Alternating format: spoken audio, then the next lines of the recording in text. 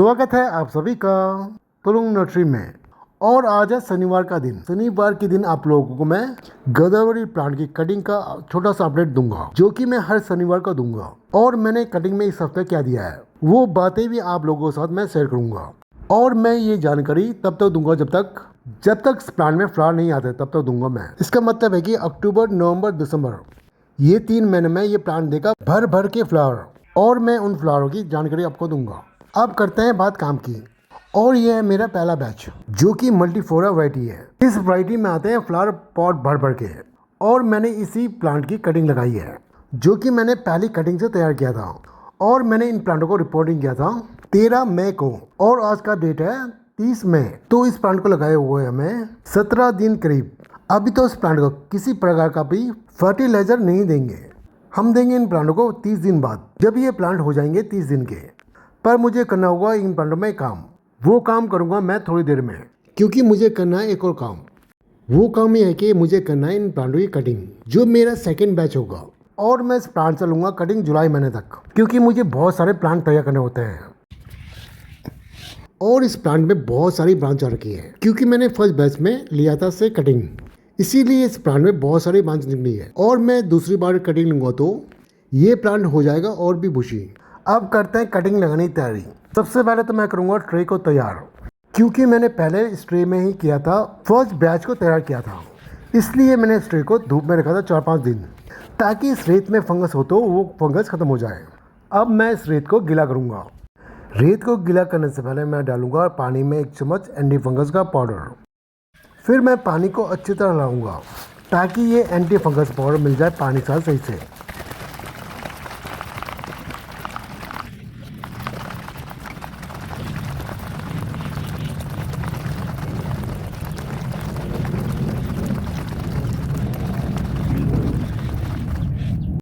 और मैंने anti fungus वाला पानी तैयार कर दिया है।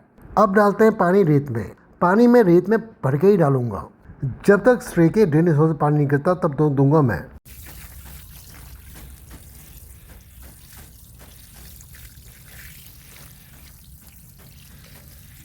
और मैंने इस रेत को पूरा ही गीला कर दिया है।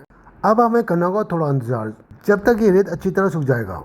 उसके बाद हम करेंगे इस रेत में काम। जब तक हम कर लेते हैं दूसरा काम। और दूसरा काम ये है कि इस प्लांट में बहुत सारी फ्लावर बर्ड्स बन रखी हैं। उस फ्लावर बर्ड्स को तोड़ना है, क्योंकि मुझे इस प्लांट में अभी फ्लावर नहीं चाहिए, मुझे तो इस प्लांट की अभी कटिंग चाहिए।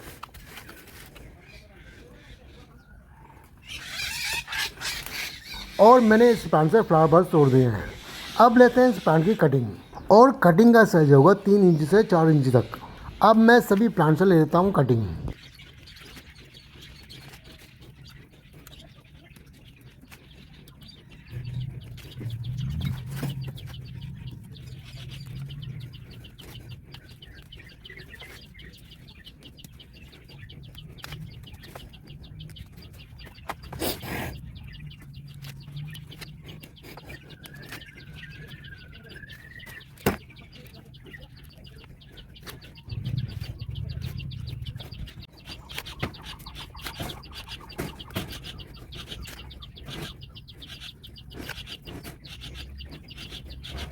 और मैंने सभी कटिंग ले लिया है।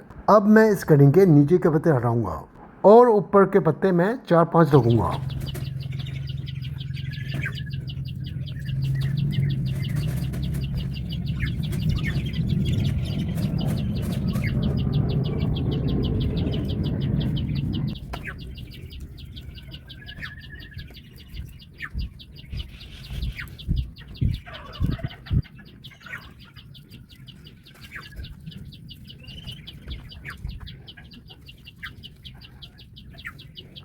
और मैंने कटिंग के सारे पत्ते हटा दिए, ऊपर के पत्ते छोड़कर। अब लगाते हैं इस कटिंग को रेत में। रेत में कटिंग लगाने से पहले मैं कर लेता हूँ रेत में होल। और होल में पास नहीं करूँगा, ना ही दूर दूर।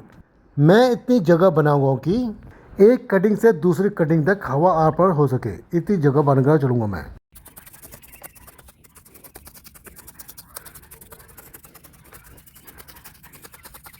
और मैंने रेत में सभी होल कर दिए हैं। अब लगाते हैं इस कटिंग को उस होल में। और मैं सभी कटिंग लगा देता हूँ रेत में।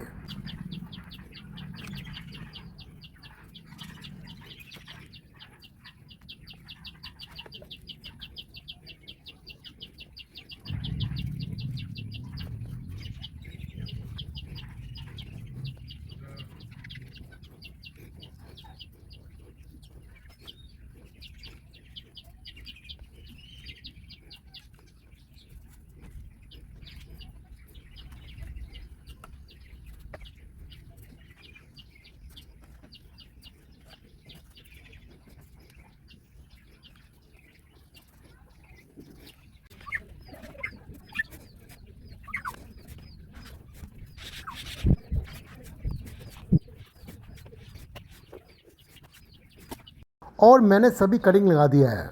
अब देते हैं इन कटिंगों में पानी, और मैंने इन कटिंगों में दे दिया पानी। अब इस कटिंग में जड़ आएगा 14-15 दिनों में। फिर मैं आप लोगों को इस कटिंग की अपडेट भी दे दूंगा।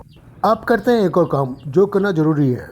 जो हमने मल्टीफ्लोरा की फर्स्ट बैच तैयार किया है, उन प्लांटों में करना है कीटनाशक का स्प्रे, क्योंकि हमारे यहाँ पर बारिश का मौसम चालू हो गया है और बारिश के मौसम में इस प्लांट को कैटरपिलर का बहुत ही ज़्यादा डर होता है, क्योंकि वो कैटरपिलर इन प्लांटों के पत्ते खा जाते हैं। इसलिए मैं आज इन प्लांटों के ऊपर कीटनाशक का स्प्रे कर रहा हूँ।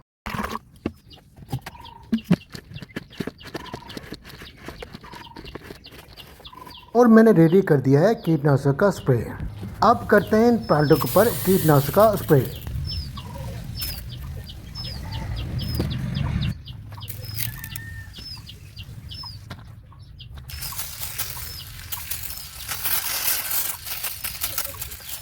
और मैंने सभी प्लांट में कर दिए हैं कीटनाशक का स्प्रे। अब हमारा काम यहीं पे ख़त्म होता है। जब तक ये प्लांट 30 दिन का नहीं होता, तब तक इस प्लांट को किसी प्रकार का भी फर्टिलाइज़र नहीं दूंगा। अब मिलते हैं अगले शनिवार, तब हम लोग देखेंगे इस प्लांट की कितनी हुई है ग्रोथ। अब मैं ये वीडियो यहीं ख़त्म करता हूँ। मिलते हैं किसी नए फ्लावर प्लांट के साथ। उम्मीद करता हूँ कि आप सभी को ये वीडियो पसंद आया होगा। आप सभी को दिल से धन्यवाद।